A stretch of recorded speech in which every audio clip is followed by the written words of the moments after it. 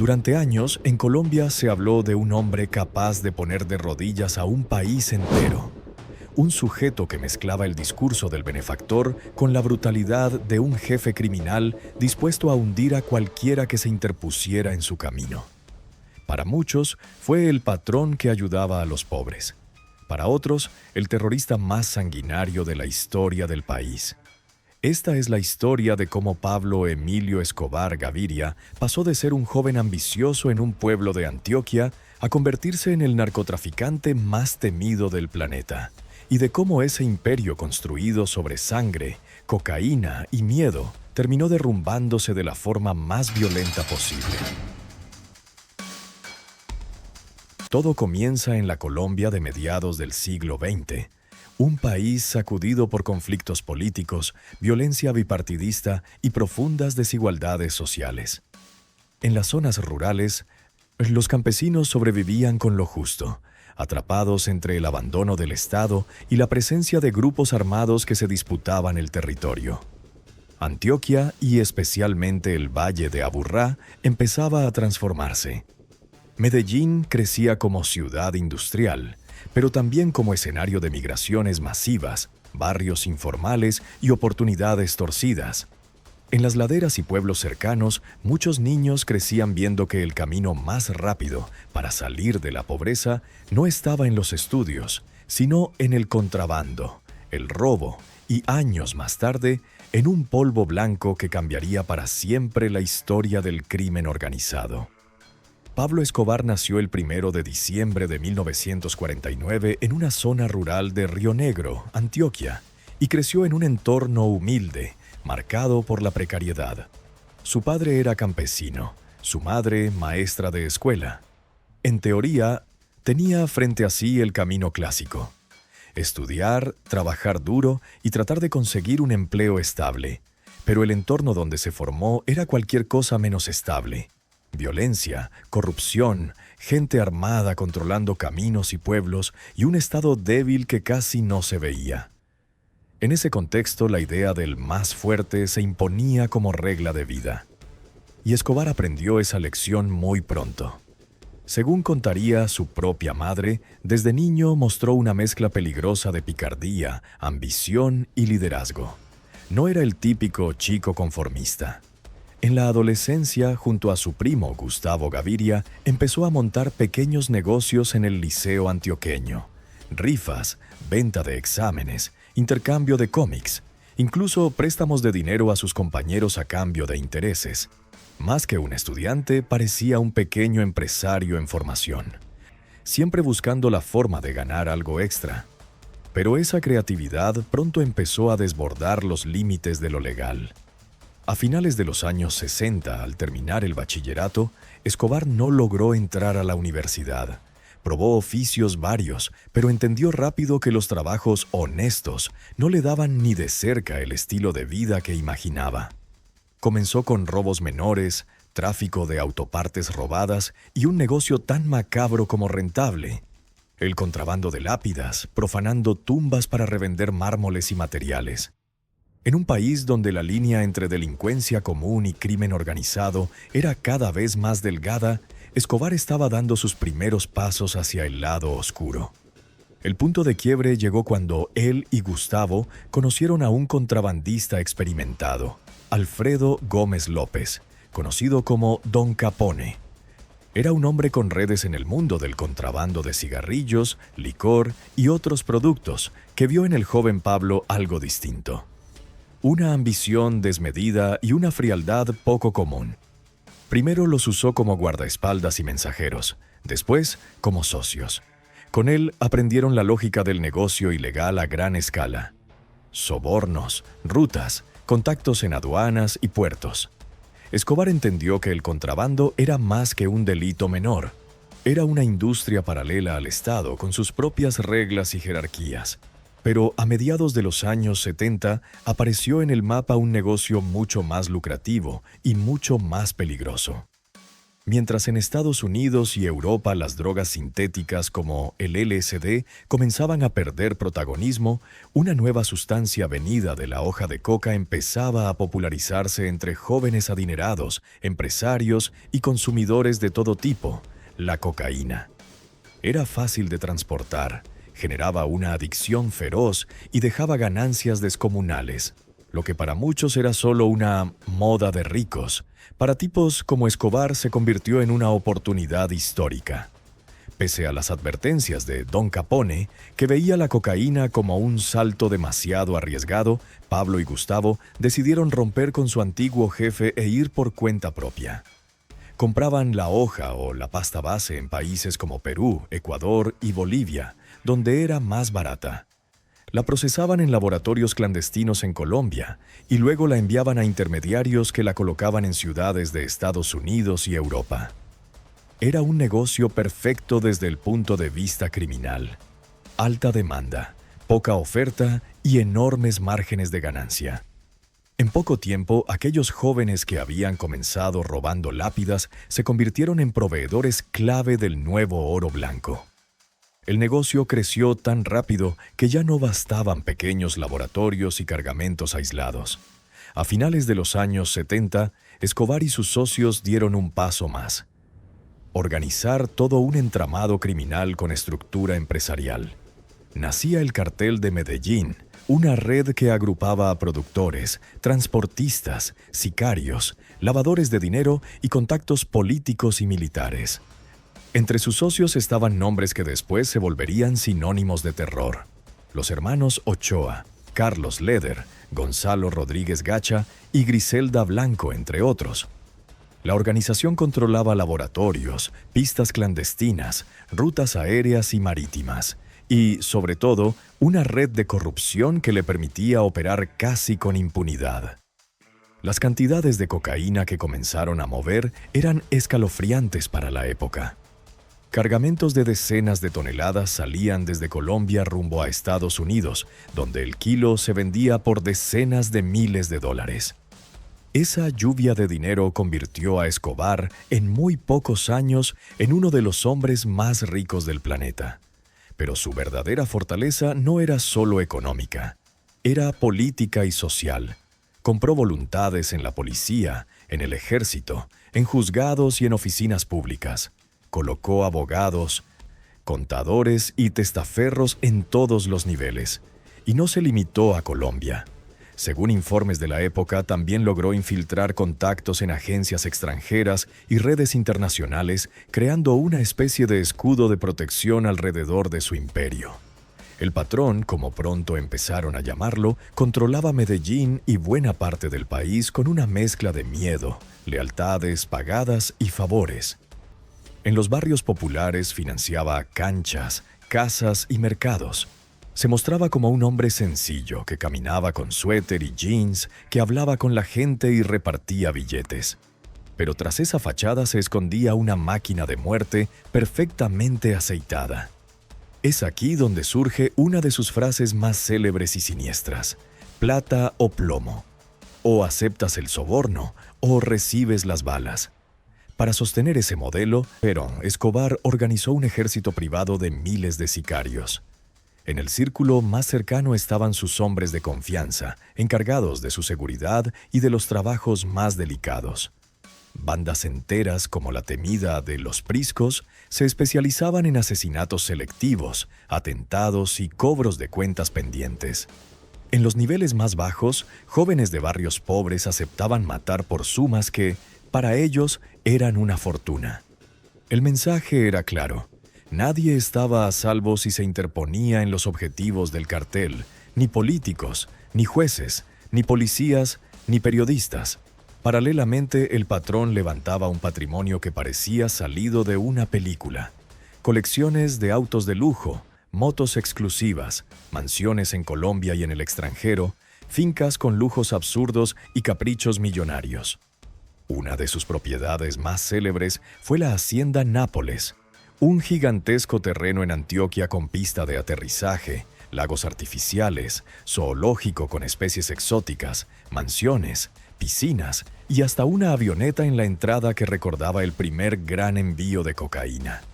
Allí organizaba fiestas desbordadas a las que asistían socios, políticos, figuras públicas y artistas famosos, mientras en las ciudades la guerra por el negocio dejaba un rastro de muertos. Pero para Escobar no bastaba con ser millonario ni con dominar el mundo criminal. Quería algo más: respeto y poder formal. Quería entrar a la política.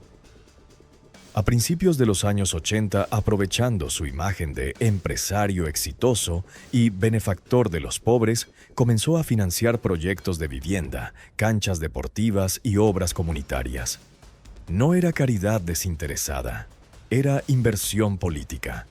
Con el apoyo de sectores del movimiento liberal, logró llegar al Congreso como suplente de un representante a la Cámara por Antioquia.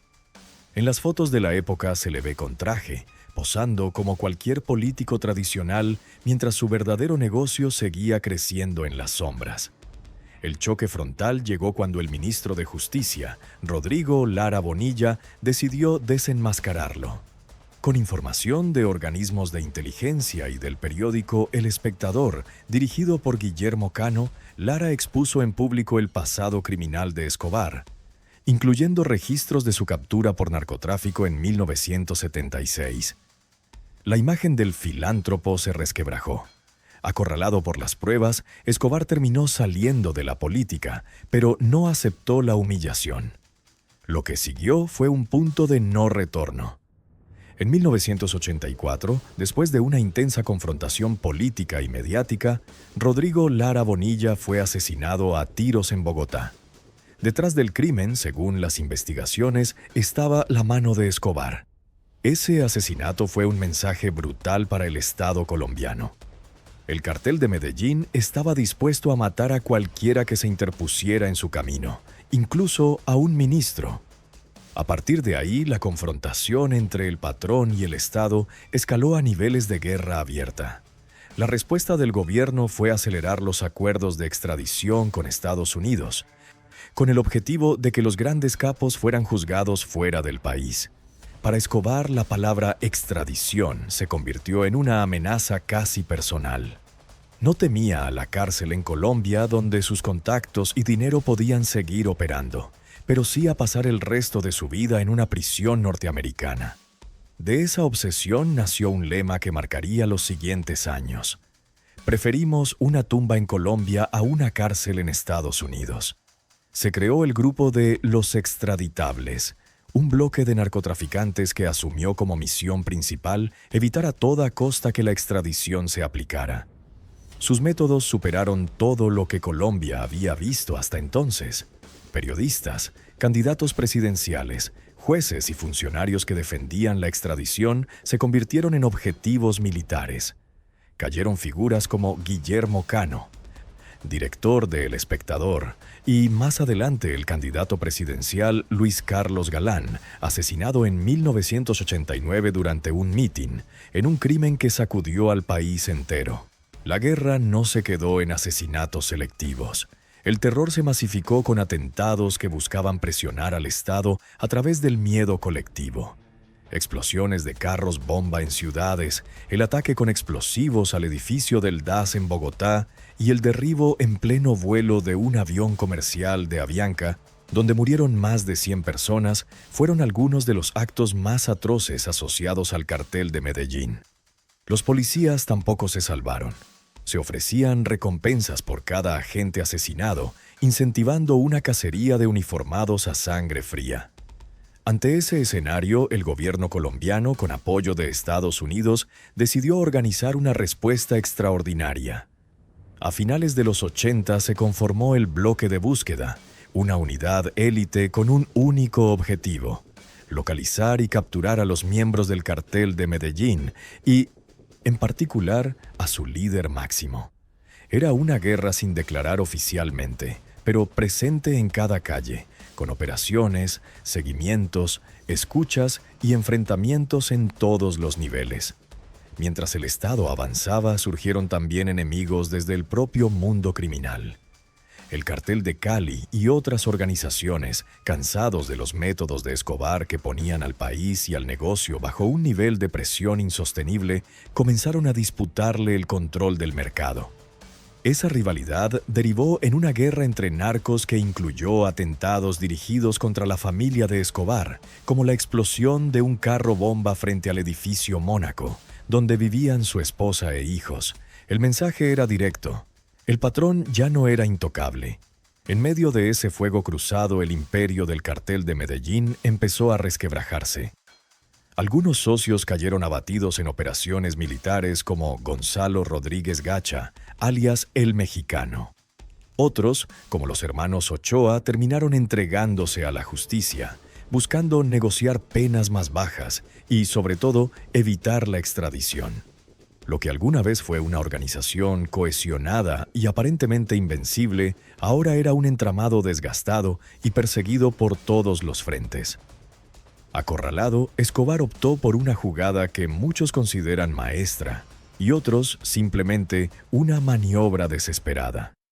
En 1991, en medio de la Asamblea Constituyente que discutía el futuro del país, se acordó la prohibición de extraditar colombianos por delitos cometidos en el territorio nacional. Con esta condición sobre la mesa, el patrón se entregó a la justicia. Lo que parecía una victoria del Estado escondía una trampa monumental. Pablo Escobar fue recluido en La Catedral, una cárcel construida según sus condiciones en lo alto de una colina cerca de Medellín. Más que una prisión, era una especie de fortaleza-hotel con comodidades, canchas y espacios de reunión. La vigilancia interna en la práctica estaba bajo su control. Desde allí siguió manejando asuntos del negocio, ordenando asesinatos y ajustando cuentas con socios que consideraba traidores. La ilusión de que estaba neutralizado duró poco. Cuando se supo que desde La Catedral se habían cometido asesinatos ordenados por él, el gobierno decidió intervenir y trasladarlo a una cárcel verdadera. Pero la operación llegó tarde. Escobar y un pequeño grupo de hombres de confianza se fugaron antes de que el ejército pudiera capturarlos. El hombre que había estado, en teoría, tras las rejas, volvía a la clandestinidad, esta vez más debilitado, pero también más peligroso, porque ya no tenía nada que perder. Los últimos meses de vida de Escobar fueron los de un fugitivo cada vez más solo. Muchos de sus sicarios y aliados se rindieron, fueron abatidos o terminaron trabajando para sus enemigos. Los Pepes, un grupo paramilitar compuesto por rivales criminales y sectores que querían vengarse del patrón, emprendieron una campaña de exterminio contra todo lo que oliera a Escobar. Colaboradores, propiedades, negocios, caballos de lujo, colecciones de autos. Su mundo se fue desmoronando pieza por pieza. Su familia, por su parte, buscaba salir del país, presionada por amenazas y por la vigilancia de las autoridades. Pablo, obsesionado por protegerlos y mantenerse en contacto con ellos, cometió el error que acabaría exponiéndolo. A pesar de saber que sus comunicaciones estaban intervenidas, llamó repetidamente a su esposa e hijos. La necesidad afectiva pudo más que la disciplina del criminal experto. El 2 de diciembre de 1993, en una de esas llamadas conversó con su hijo durante el tiempo suficiente para que los equipos de inteligencia del bloque de búsqueda triangulasen la señal. La ubicación apuntaba a una casa en el barrio Los Olivos, en Medellín. Inmediatamente se organizó un operativo que movilizó a centenares de hombres. Rodearon la zona, se acercaron al inmueble y desencadenaron el cierre de uno de los capítulos más oscuros de la historia criminal del país. Cuando las fuerzas entraron a la casa, fueron recibidas a tiros por Álvaro de Jesús Agudelo, alias El Limón, el último escolta fiel que le quedaba a Escobar. Lo abatieron mientras el patrón intentaba huir por los tejados, saltando a las casas vecinas, armado con 2 pistolas. Los agentes abrieron fuego desde los techos y desde la calle. Segundos después, Pablo Escobar yacía muerto, con varios impactos de bala sobre las tejas de una casa modesta. Tenía 44 años. Hay versiones que señalan que uno de los disparos fatales vino de un francotirador del bloque de búsqueda. Otras teorías sostienen que él mismo se dio el tiro de gracia para evitar caer vivo en manos de sus enemigos. Lo oficial es que murió bajo fuego cruzado de la policía. Lo que no admite discusión es que aquel día cayó el capo, que durante años se había presentado como invencible, arrastrando consigo miles de vidas destruidas, instituciones debilitadas y un país entero marcado por el miedo. Su funeral se convirtió en otro símbolo de la contradicción que dejó tras de sí. Miles de personas acudieron a su entierro en Medellín, algunos llorando genuinamente al hombre que les había dado casa, comida o dinero en momentos de necesidad. Otros simplemente movidos por la curiosidad de ver de cerca el final del mito. Mientras tanto, las familias de las víctimas, policías, jueces, pasajeros de aviones, transeúntes anónimos, cargaban un dolor que ninguna tumba ostentosa ni ningún relato de benefactor de los pobres podía justificar. Con el tiempo, parte de su patrimonio fue incautado, destruido o reconvertido. La Hacienda Nápoles terminó transformada en parque temático. Sus autos, fincas y colecciones acabaron en manos del Estado, de sus enemigos, o se perdieron en medio de la guerra interna por sus bienes. Sin embargo, algunos rastros de su legado criminal siguieron vivos durante años. Hipopótamos sueltos en ríos, edificaciones abandonadas, negocios que sirvieron para lavar dinero y que luego pasaron a otras manos. Y, sobre todo, una cultura del dinero fácil que siguió marcando a generaciones enteras. En cuanto a su familia, tuvieron que cambiar de nombre, exiliarse y tratar de reconstruir sus vidas lejos de la sombra del patrón. Mientras tanto, Colombia siguió enfrentándose a nuevas estructuras criminales, porque, aunque Escobar murió, el negocio del narcotráfico no desapareció. Se fragmentó, mutó, se repartió entre otros carteles y, más tarde, entre bandas más pequeñas pero igual de violentas. La caída del capo más famoso no significó el final del problema, sino el cierre de una etapa particularmente brutal. A día de hoy, la figura de Pablo Escobar sigue generando debates. Algunos lo recuerdan como un Robin Hood que ayudaba a los pobres. Otros como el terrorista que llenó de bombas, sangre y miedo las calles de Colombia. La realidad, cuando se mira de frente, muestra a un hombre que aprovechó un contexto de desigualdad, corrupción y debilidad institucional para construir un imperio criminal sin precedentes y que usó la violencia extrema y el chantaje como herramientas de poder. Y aquí es donde vale la pena hacerse algunas preguntas incómodas. ¿Fue Pablo Escobar un monstruo aislado o el resultado de un sistema que permite que el dinero del crimen compita de tú a tú con el poder del Estado? ¿Crees que si no hubiera sido él, otro habría ocupado su lugar en esa época? ¿Piensas que hoy, décadas después de su muerte, clanes y organizaciones con la misma lógica siguen moviendo los hilos desde la sombra? Déjame tu opinión en los comentarios. ¿Para ti, Escobar fue un benefactor engañado por su propia leyenda o el narcoterrorista más despiadado que ha tenido Colombia? Si quieres seguir conociendo las historias reales de los cerebros criminales que marcaron al mundo, suscríbete a este canal, activa las notificaciones y acompáñanos en el próximo caso. Aquí las leyendas del crimen se cuentan sin maquillaje, con sus luces, pero sobre todo con sus sombras.